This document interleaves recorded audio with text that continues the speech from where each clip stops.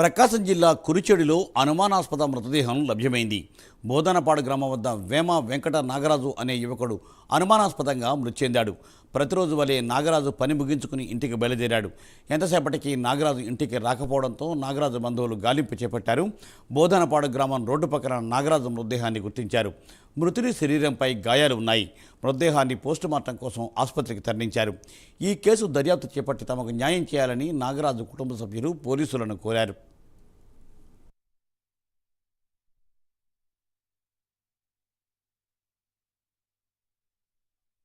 మా తమ్ముడు మూడో అబ్బాయి వేమ వెంకట నాగార్జున నిన్న సాయంత్రం దర్శించి బోధనపాడు బయలుదేరాడు. 8:30 నుంచి బయలుదేరాడు. కరెక్ట్గా ఏ టైం అనేది కరెక్ట్గా తెలియదు, కానీ చచ్చిపోయి పడున్నాడు. ఉదయం 9 గంటలకు మేము ఎతికాము. ఫోన్లో 6 గంటల నుంచి ఫోన్ చేసాము, కానీ ఫోన్లో ఎక్కడా కూడా మాకు ఫోన్ రెస్పాండ్ కాలేదు. అందుకని మేము ఎతికిన తర్వాత మా ఊరు దగ్గరే మా అమ్మ మా మామ చూశారు. వెళ్ళి సైడ్ పడున్నాడు. లెఫ్ట్ సైడ్ వెళ్తుంటే రైట్ సైడ్ 30-35 అడుగుల దూరంలో పడున్నాడు.